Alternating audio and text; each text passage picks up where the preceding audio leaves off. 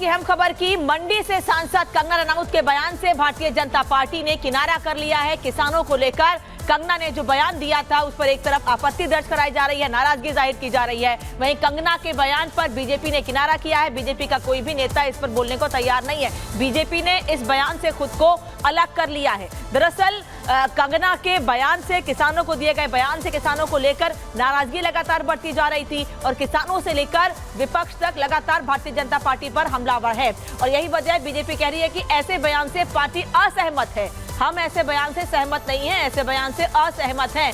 कंगना रनौत के बयान से भारतीय जनता पार्टी पूरी तरह से अलग हो गई है और वो उनके बयान को किसी तरह से सपोर्ट नहीं कर रही है और खुद को बीजेपी ने अलग करते हुए कहा है कि हम कंगना के बयान से असहमत हैं। हिमाचल के मंडी से इसी बार सांसद बनी है कंगना रनौत और उनके बयान पर भारतीय जनता पार्टी का कहना है कि कंगना का बयान पार्टी का मत नहीं है।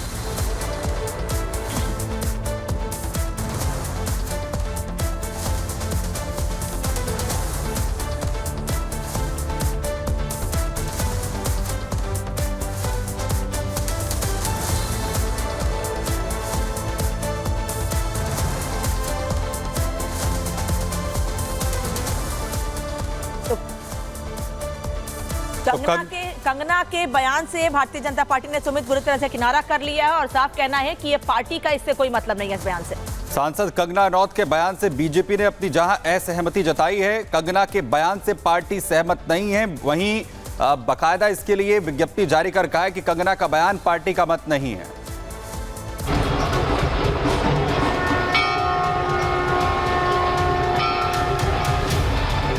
एक रहेंगे, नेक रहेंगे, बटेंगे तो कटेंगे।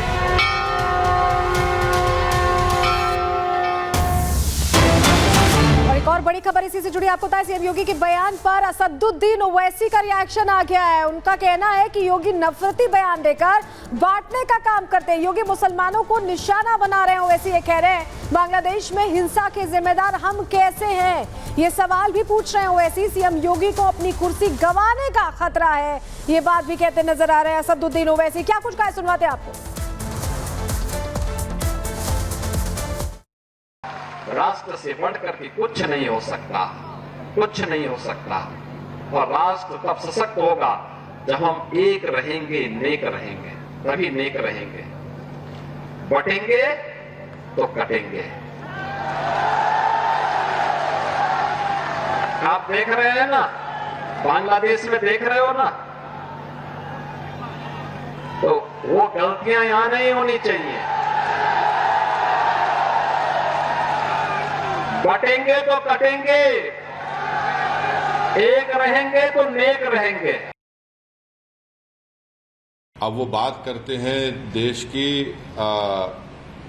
यूनिटी के बारे में, तो यूनिटी देश की कब होगी, जब इंसाफ होगा। और खुद योगी ने उनके राज में कई फॉल्स एनकाउंटर्स हुए अल्पसंख्यक समाज मुसलमानों के। उनके राज में आज भी बुलडोज़र के ज़रिए मुसलमानों के घरों को तोड़ दिया जाता है। तो और उन्हीं के राज में लोग बोलते हैं कि मुसलमानों का क्या जेनोसाइड, नरसंहार हो। वो खुद हेट स्पीच देते हैं मुसलमानों के बारे में। योगी ने खुद कहा था ठोक देंगे। तो जब वो खुद इस तरह की बातें करते हैं और देश की अखंडता और यूनिटी की बात जब वो करते हैं, तो उनके मुंह से जब इतने सब अनाप शनाप बातें निकलती हैं, तो फिर वो तो कुछ और ही बात कर रहे हैं। तो बांटेंगे तो कटेंगे, भाई आप ही तो बांट रहे हैं। कौन बांट रहा है? आप ही तो बांट रहे हैं। आप ही ने कहा था कि इस बाई इलेक्शन जो होने जा रहे हैं उसमें मुसलमान और यादव ऑफिसर्स नहीं होना चाहिए। तो ये सब बातें जो हैं ये इसलिए कर रहे हैं क्योंकि उनको नज़र आ रहा है कि उन्हीं की पार्टी के लोग उनको हटाना चाहते हैं मुख्यमंत्री के पद से। तो शायद वो बीजेपी को कह रहे हैं कि बटेंगे तो कटेंगे। तो ये इनका इनसिक्योरिटी है, उनकी अनपॉपुलैरिटी है। वही असदुद्दीन ओवैसी यहीं पर नहीं रुके, मोहन यादव के बयान पर भी बौखलाते नजर आए और कहा कि हम मोहन यादव का दिया नहीं खाते हैं। दरअसल मोहन यादव ने ये कहा था कि देश में रहना है तो राम जी की जय और राधा कृष्ण का नाम लेना होगा, तो इसको लेकर देश में सबका सम्मान होता है, मोहन यादव ने ये भी कहा। लेकिन अब ये कहा गया है असदुद्दीन ओवैसी की तरफ से कि हम मोहन यादव का दिया नहीं खाते हैं। तो ये बड़ी खबर आपको बता रहे हैं, मोहन यादव का दिया नहीं खाते हैं, ये कह रहे हैं ओवैसी। सुनवा देते हैं आपको।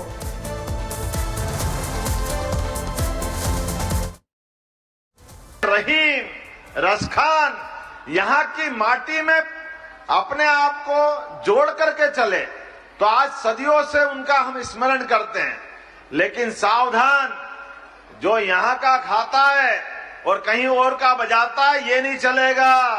भारत के अंदर रहना होगा तो रामकृष्ण की जय कहना होगा।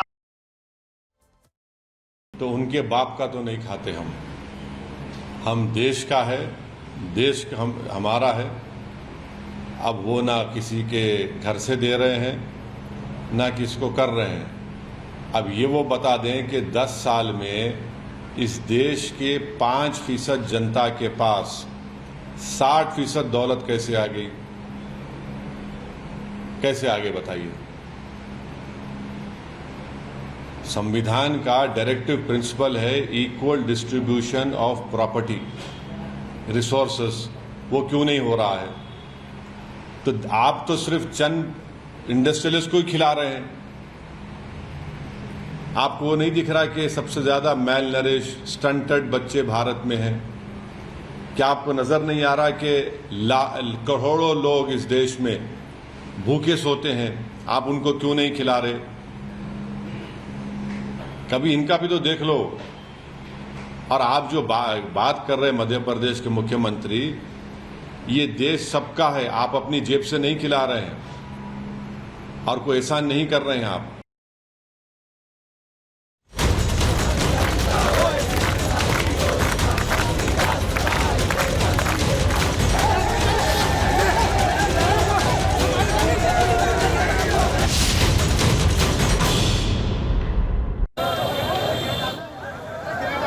तो वहीं भीलवाड़ा में सांप्रदायिक तनाव के बाद पुलिस की तरफ से तनाव की स्थिति को देखते हुए हल्का बल प्रयोग किया गया। जो वहां पर प्रदर्शनकारी थे, जो उपद्रवी है, उन्हें खदेड़ा गया है। तस्वीरें हम आपको दिखा रहे हैं जहां पर सांप्रदायिक तनाव के बीच पुलिस ने लाठीचार्ज किया। परशुराम सर्कल पर पुलिस की तरफ से भीड़ को खदेड़ा गया है।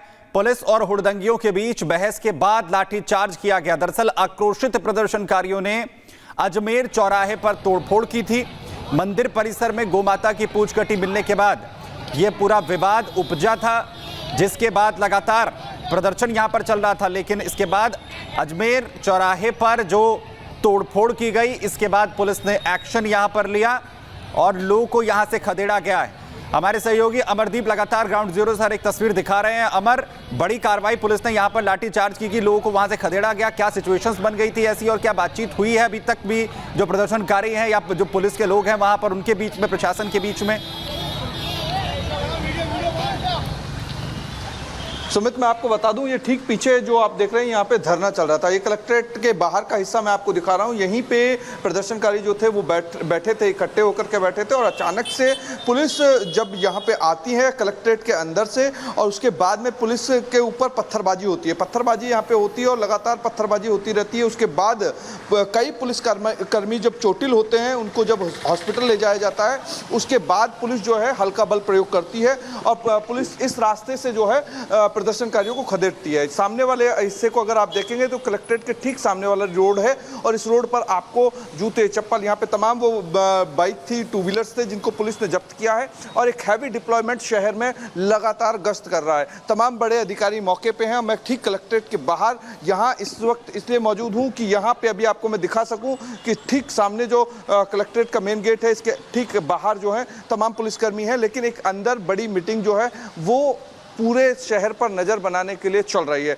जिसमें कलेक्टर, एसपी, एडीएम सिटी के साथ साथ तमाम जो एडिशनल एसपी वगैरह हैं वो यहाँ पे हैं। और हो सकता है कुछ देर बाद एक बड़ा फ्लैग मार्च हमको पूरे शहर में दिखाई दे, क्योंकि जब प्रदर्शनकारियों ने बाजार बंद कराए थे तो उसके बाद में पुलिस ने एक फ्लैग मार्च निकाला था और उसके बाद अपील की गई थी कि अपने जो बाजार हैं उन बाजारों को खोल दें। उसके बाद प्रदर्शनकारी इसी जगह, ठीक मेरे पीछे वाली जगह पे पहुंचे थे, जिसके बाद पुलिस पर पत्थरबाजी हुई। पत्थरबाजी के बाद में कई पुलिसकर्मियों को चोटें आई, कई को पैर में, सर में, पेट पर बहुत सारी चोटें जो हैं वो आई। उसके बाद में उनको हॉस्पिटलाइज कराया गया है। साथ ही अभी कलेक्ट्रेट के अंदर एक मीटिंग चल रही है, कलेक्टर, एसपी बैठे हुए हैं, हालात पर नजर बनाए हुए हैं, शांति की अपील कर रहे हैं।